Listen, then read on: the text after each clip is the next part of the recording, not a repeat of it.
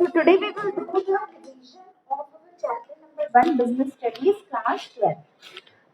वैसे तो ये हो चुका था बट बस मैं एक रिवीजन करवाऊंगी आपको थरो रिवीजन का मतलब क्विक रिवीजन ताकि आपका भी टाइम ना लगे और आपको भी ये चैप्टर आ जाए। तो क्योंकि स्टार्टिंग में वैसे भी जब रिवाइज सिलेबस आएगा तो 1 to 4 सब कुछ अकॉर्डिंग टू हमें डीप नॉलेज लेनी कंपलसरी है। और ये जो हमारा चैप्टर है वो बेस होता है क्योंकि अगर आपका पूरा बिजनेस ही मैनेजमेंट पे बेस्ड होता है then you this is the your duty आपको समझना कि आखिर मैनेजमेंट होता क्या है, व्हाट इज मैनेजमेंट।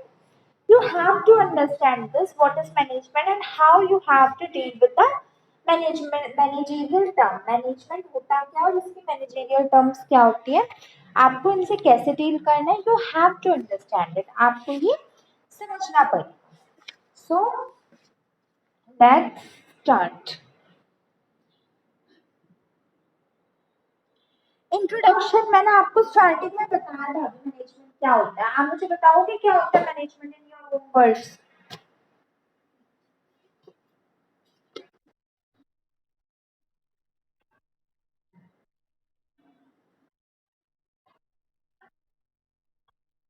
जैसे एक लाइन में बोलेगा management is the process of getting work done through others. Management is the process of getting work done through others. आप भी बोलो जल्दी जल्दी।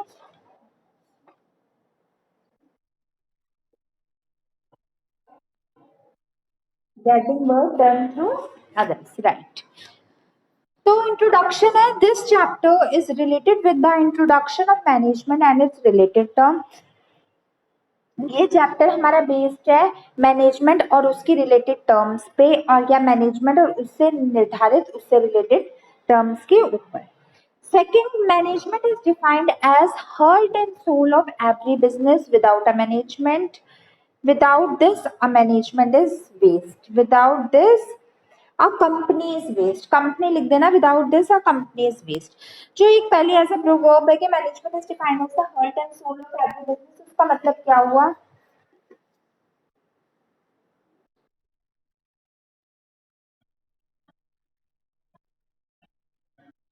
दिल और आत्मा होती है, जैसे कि आपकी ह्यूमन बॉडी दिल और आत्मा के बिना वेस्ट है, ठीक उसी प्रकार से आपकी जो मैनेजमेंट है वो हार्ट और दिल, वो आपकी जो कंपनी है वो मैनेजमेंट के बिना वेस्ट है।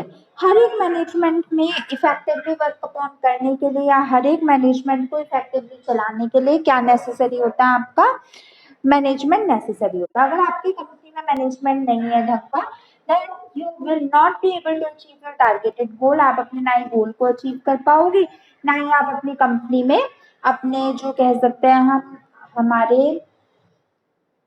जितने भी मैनेजर्स होते हैं उनको प्रॉपरली कुछ नहीं दे पाओगे, आप कोई प्लानिंग नहीं कर पाओगे क्योंकि प्लानिंग ऑर्गेनाइजिंग स्टाफिंग डायरेक्टिंग और कंट्रोलिंग का फंक्शंस है मैनेजमेंट के। अगर आपकी कंपनी में मैनेजमेंट ही नहीं होगा then how can you able to conduct these activities. आप इन्हें ही कैसे कंडक्ट करोगे अगर आपके पास मैनेजमेंट नहीं होगा। तो कहने का मतलब क्या है, कहने का मतलब ये है कि एक कंपनी को अच्छे से चलाने में जो हेल्प करता है वो सिर्फ और सिर्फ हमारा मैनेजमेंट करता है। इतनी बात समझ आई। चलो अब इसका मीनिंग देख लेते हैं। Management in general sense is defined as the art of getting work done through others. Simply अगर हम मैनेजमेंट की बात करें तो एक सीधी सादी इसकी डेफिनेशन होती है, management is defined as getting work done through others. अपने काम को दूसरों से करवाने की कला को मैनेजमेंट कहते हैं। वेरी सिंपल, बहुत आसान सा है। मतलब जो अगर मैं चाहती हूँ कि मेरी कंपनी के एम्प्लॉयज ये काम करें और इसी तरीके से करें जो तरीका मैंने उन्हें बताया है, अगर मैं उनसे वो काम करवाने में सक्षम हूँ, सक्सेसफुल हूँ, then I am a good leader, I am a good manager. दूसरों से काम करवाने की भी एक कला होती है। आप एक कंपनी है उसके एम्प्लॉयज आके बैठ के पैसा ले जाते हैं, बातें बातें करके पैसा ले जाते हैं, और दूसरी कंपनी है उसके मैनेजर उसके वर्कर्स एम्प्लॉयज दिल और जान लगा के मेहनत करते हैं और कंपनी को ऊपर लेके जाते हैं। Credit goes to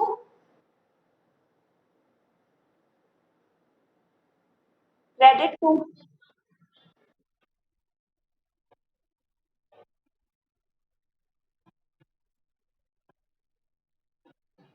No, efforts is good, but the good efforts, his good efforts, the credit goes to, उनके पीछे अच्छे काम करवाने के पीछे जो क्रेडिट है वो किसको जाता है, श्रेय किसको जाता है?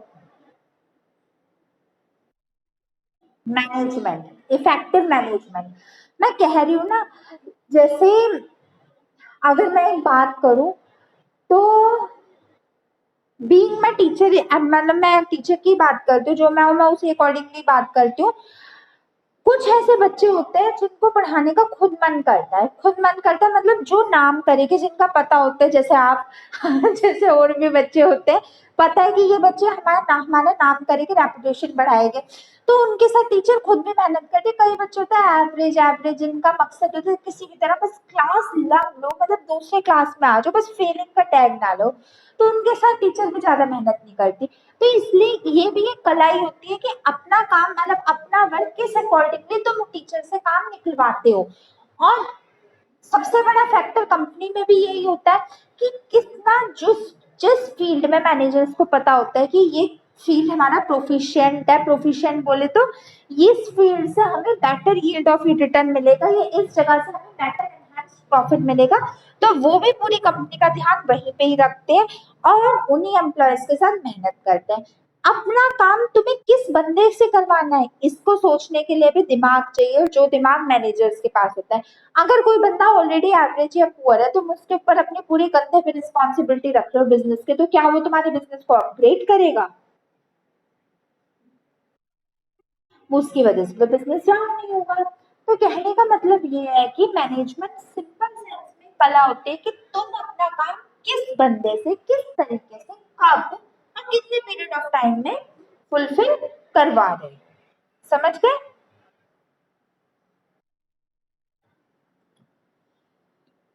Next point, the major aim of management is to do the goal, or achieve the goal of effectiveness और efficiency। हर एक मैनेजमेंट का मेन मकसद होता है कंपनी में क्या प्रोवाइड करना।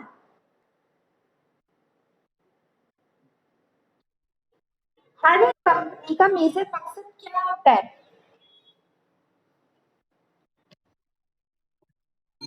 कौन सा गोल?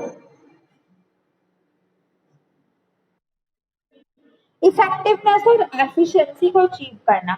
अच्छा बताओ, इफेक्टिवनेस और एफिशिएंसी में से बेटर क्या होता है?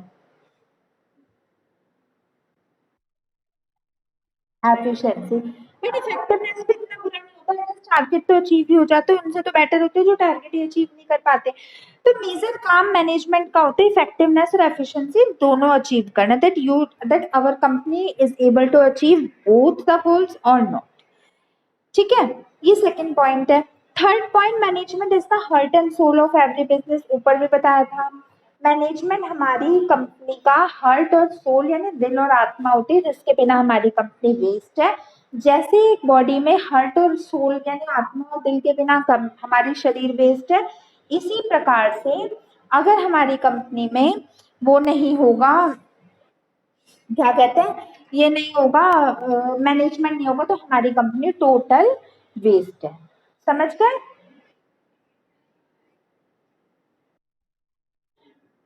आगे, management is defined as two sense. Management हमारे दो सेंस से जाना जाता है, दो सेंस से पहचाना जाता है। कौन कौन सी वो दो सेंस है, देख लेते हैं। पहला है हमारा ट्रेडिशनल अप्रोच और दूसरा है हमारा मॉडर्न अप्रोच। मैनेजमेंट हमारा दो अप्रोच से जाना जाता है, traditional approach and modern approach.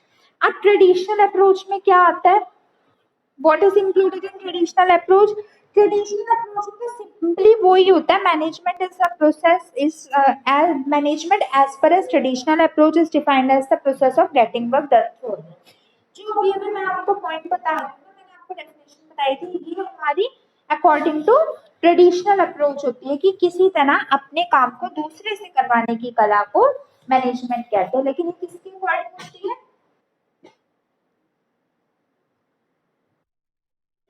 Traditional approach. अब होता है हमारा मॉडर्न अप्रोच। मॉडर्न अप्रोच के तहत मैनेजमेंट की क्या डेफिनेशन होती है? According to modern approach, management is defined as the process of planning, organising, staffing, directing and controlling the managerial activities of an organisation. एक कंपनी की मैनेजरियल एक्टिविटीज को run out करने में जो हेल्प करता है वो हमारा मैनेजमेंट कहलाता है। According to the modern approach, ये डेफिनेशन किसके अकॉर्डिंग है?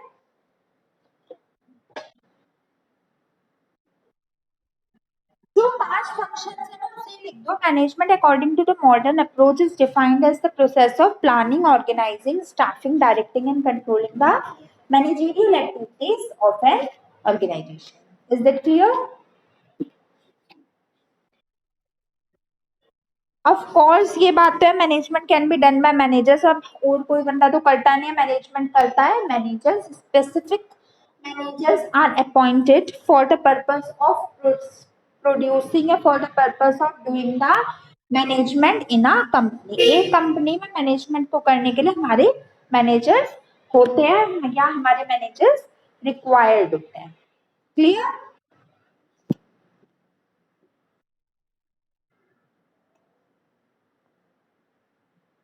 Next is case study for management. पहले इससे पहले आप मुझे मैनेजमेंट बता दो क्या होता है।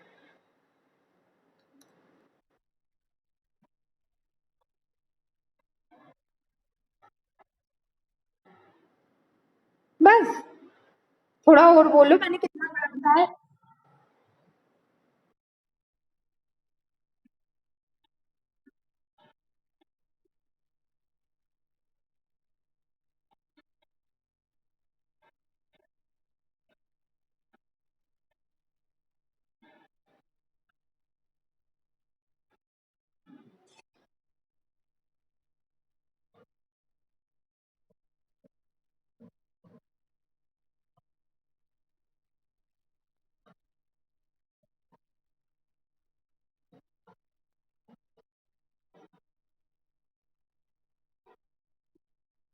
Very good, good. अब ये केस स्टडी रीड करो, फुल स्टॉप के बाद रुक जाना।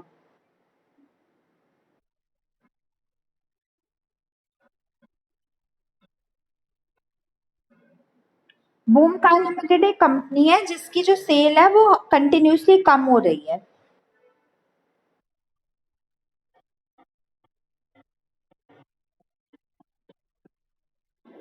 जो मैनेजर्स है, वर्कर है और एम्प्लॉयज है, तीनों के बीच में आपस में बहुत बहुत ज्यादा कॉन्फ्लिक्ट यानी लड़ाई झगड़े हैं। एक दूसरे के साथ बिल्कुल बात नहीं सुनते, बिल्कुल कोरिलेट नहीं करते एक दूसरे के साथ। इन दोनों के बीच में सेंस ऑफ कलेक्टिव बिलोंगिंग भी नहीं होती। कलेक्टिव बिलोंगिंग मतलब हमारी कंपनी एक है, या आपने स्पिरिट्स दी कॉर्प्स जो आपका प्रिंसिपल है उसमें पढ़ा होगा, that in a company I must be replaced with we. इसका क्या मतलब हुआ, I must be replaced with we?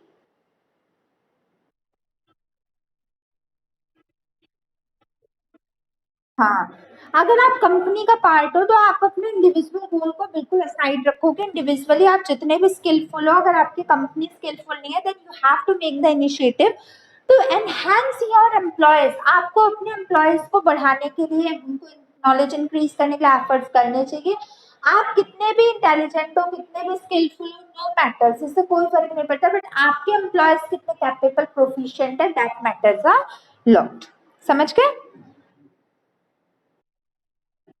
करो, आगे बढ़ो।